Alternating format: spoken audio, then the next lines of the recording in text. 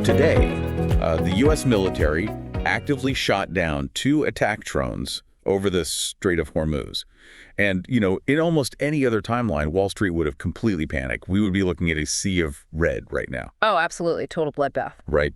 But instead, the S&P 500 just surged to an absolute record high. So welcome to Market Recap. I'm Daniel. And I'm Mira. It's the ultimate market contradiction, isn't it? Sure. You have these live military engagements happening at the exact same time the S&P closes at 7,436.50. Yeah, and the NASDAQ climbed to 29,668.75. Meanwhile, the VIX, the market's fear gauge, it just evaporated. It dropped all the way down to 17.68. It's totally wild. And that is exactly why we're here today. We've spent all morning parsing through a massive stack of sources for you. We're looking at state TV broadcast transcripts from the Middle East, overnight naval incident reports, raw consumer data. Don't forget the live press conference transcripts from the U.S. Department of Energy. Exactly.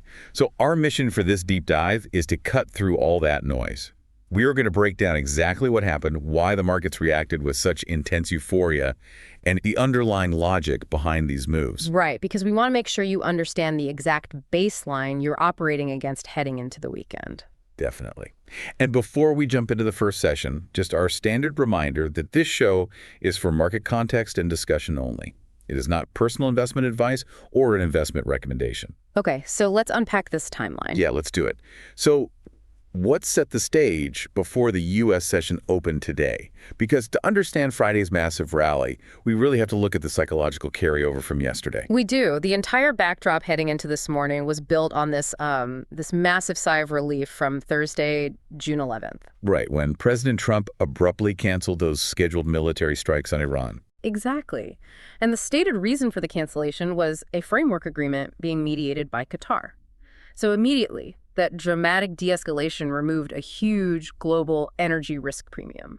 It basically set a super optimistic tone before Friday even started. And then that optimism just went into overdrive overnight because we woke up Friday morning to headlines that a draft memorandum of understanding, an MOU, was actively circulating. Yeah, and the terms in those sources are just huge, sweeping, really. I mean, the draft proposed lifting the U.S. naval blockade entirely, reopening the Strait of Hormuz within 30 days, and unfreezing billions in Iranian assets. There are even reports that the UAE was already sending a $3 billion tranche, as a show of good faith. Plus, it established a 60-day window for broader nuclear talks. Right. So on paper, it sounds like world peace is breaking out in the Middle East.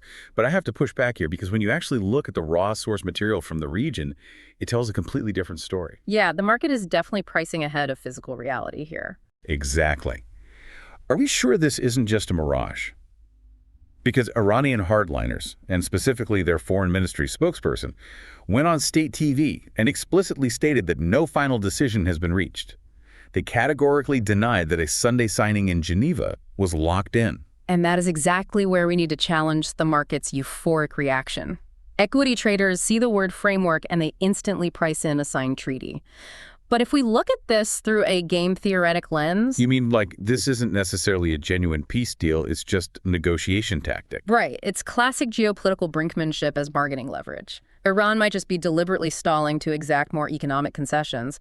They know that as long as the physical threat to global shipping remains active, they hold the cards. They're trying to squeeze every last drop of advantage right up until the ink is dry on that MOU. Exactly. Which honestly completely explains the reality on the water, which confused me so much this morning. Because despite all these diplomatic peace talks in Qatar, physical naval clashes and drone strikes actually continued overnight in the Strait of Hormuz. Yeah, U.S. forces literally had to shoot down 2 Iranian one-way attack drones while escorting commercial shipping. You don't usually shoot down the drones of a country you're about to sign a peace treaty with on Sunday. No, you really don't. Right. So you have this intense geopolitical tug-of-war. The diplomats are talking peace, the hardliners are talking resistance, and the navies are actively firing at each other. That set a highly volatile baseline for commodities before the U.S. opening bell even rang. And with that kind of offshore risk, Wall Street was desperate for a solid domestic anchor. Yeah, they needed something to prevent a massive sell-off. We're going to take a really short break, but when we return, we will look at the specific U.S. data that actually sent equities flying. Stay with us.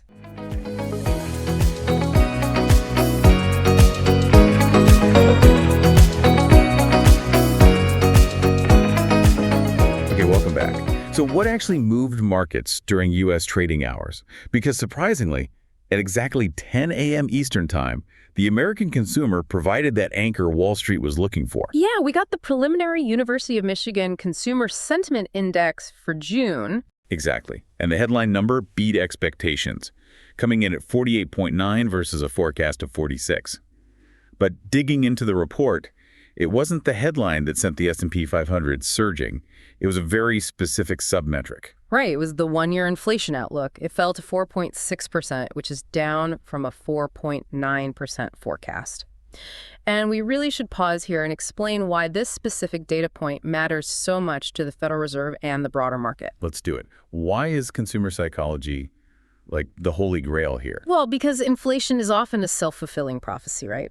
If consumers believe prices are going to be 5% higher next year, they demand 5% higher wages today. And then businesses just raise prices to cover those higher wages, which creates actual inflation. Exactly. It becomes a wage price spiral.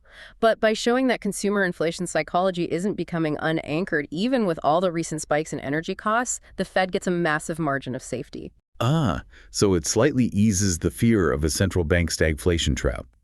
The Fed won't necessarily be forced to hike interest rates into a slowing economy just to violently break consumer expectations. They can finally breathe. And when the Fed breathes, the market flies. Yeah, clearly. But the relief rally wasn't just built on consumer data, because just 16 minutes later, at 10:16 a.m. Eastern Time, the energy market got a massive shock to the system. Oh, the Department of Energy press conference. Yes, U.S. Energy Secretary Wright held a live press conference. We read the transcript, and he laid out this really stark reality. 7 million barrels per day of crude and refined products are currently trapped in the Persian Gulf because of the blockade. Which is a massive chunk of global consumption. I mean, if that stays offline, and we're looking at a catastrophic global energy shock. But then he drops the hammer. He pledged on live television that if the diplomatic peace talks fail, the U.S. military will unilaterally step in to forcefully restore the flow of products. And that single sentence just fundamentally altered the risk profile of the entire market. It put a hard ceiling on the panic. Right. It took the tail risk of a total prolonged energy collapse completely off the table. The reaction was just instantaneous. We saw crude oil, specifically WTI, plunge from an intraday high of $87.23 all the way down to $83.20. Ooh, before recovering slightly to close the session at $84.22. Right. When you think about it, the market suddenly realized there is a literal, physical military backstop to global supply. Yeah, it basically doesn't matter if the peace talks fail or if the brinkmanship continues. The U.S. government just guaranteed those barrels will move, even if they have to use destroyers to do it. The fear premium just evaporated in real time. Which brings us to, honestly, the most fascinating contradiction of the day. We have the Fed breathing a sigh of relief, we have the military backstopping oil, and all of this liquidity starts sloshing around. Let's pivot to the NASDAQ at 9:52 in the morning, Eastern Time. The SpaceX IPO. Yes. SpaceX debuted in a highly anticipated IPO, and it was a blockbuster. Shares opened at around $175, completely blowing past the $135 IPO price. It instantly propelled the company to a near $2 trillion valuation. $2 trillion. Yeah. And we really have to view that valuation in its broader macroeconomic context, because it honestly shouldn't make sense. No, it shouldn't, because just the day prior, the European Central Bank hiked rates 25 basis points. And overnight, ECB officials were out in full force warning about sticky European inflation. Plus, we just had a U.S. 30-year bond auction yesterday yielding 5.02%. Exactly. So you have this classic scenario of discount rates acting as financial gravity. Okay, let's unpack that for a second for everyone. Think of it like this.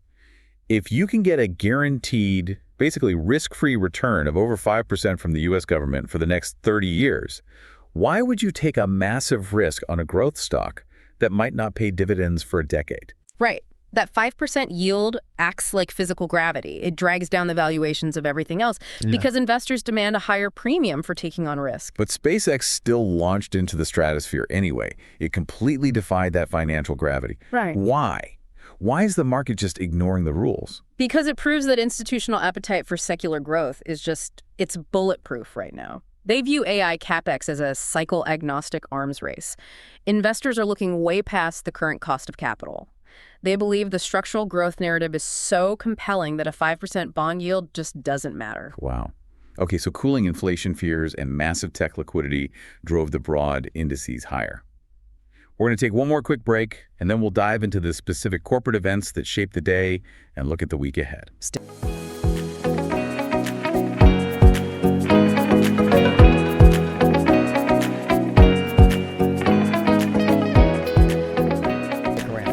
All right, we are back. So what were the key corporate events today, and what do we need to watch next? Because this tech arms race perfectly transitions us into the corporate specifics. The hardware and software giants are fighting two very different battles right now. Yeah, let's look at the pre-market action first. Nvidia is aggressively expanding its footprint. The reports show they are pushing their new Vera CPUs to Chinese clients, and they're aiming for availability as soon as August. And simultaneously, they are beefing up their Washington, D.C. lobbying efforts by hiring Bruce Andrews, a former Obama administration official. Which really underscores how fiercely the hardware giants are fighting to maintain their revenue dominance. They are navigating incredibly complex global export controls, trying to sell to China while keeping Washington happy. And the market loved it. The technology sector ETF, XLK, finished the day up, closing at 184.80. Nvidia is selling the shovels in the gold rush, and business is booming. But then at 2:58 p.m. Eastern Time, we got a totally different kind of tech story. Oh man, this one blew my mind. Meta is reportedly cracking down on its own employees' internal AI token usage. They are literally rationing AI for their own staff. Yes, the internal operational costs of running these generative models are ballooning so rapidly that it's projected to cost Meta billions of dollars by 2026, just in internal compute. I mean, it is deeply ironic. They are building the AI future, but they literally cannot afford to let their own software engineers use it too much. It is the perfect illustration of capex acting as a market fragility mask. We see these massive valuations and assume the software companies are invincible, but the unit economics of generative AI are brutal. Every single time an employee prompts an internal AI model, it requires massive server farms, burning electricity, wearing out highly expensive GPUs to calculate probabilities. It's not like a traditional Google search. Right. It costs real physical money every single time you hit enter. So the software companies like Meta are bleeding cash just to operate these models, while hardware companies like Nvidia are printing money selling them the infrastructure. It's totally wild. And it's why communication services, the XLC ETF, actually finished slightly weaker today, closing at 111.65, despite the broader market rally. The gold miners are going broke paying the shovel sellers. Exactly. Which brings us to our required dark joke to close out the trading day recap. Oh boy. We had a stellar day in the markets, from consumer sentiment beating expectations to SpaceX literally launching its IPO valuation into the stratosphere. But honestly, the best cost-saving trade today wasn't even on Wall Street. It was Meta cracking down on its own employees' AI tokens before they could accidentally bankrupt the company. True. So celebrate the green on your screens this weekend, and let's just hope the Strait of Hormuz opens up before the U.S. Energy Secretary has to paddle over and move those 7 million oil barrels himself. I really don't think a paddleboard is going to cut it for 7 million barrels. Yeah, probably not. Now, looking ahead, what do we need to watch next on Monday, June 15th? It's a pretty heavy macro slate. At 8:30 a.m. Eastern Time, we get May retail sales and the New York Empire State Manufacturing Survey. Then at 9:15 a.m. Eastern, we have May industrial production, followed by business inventories at 10 a.m.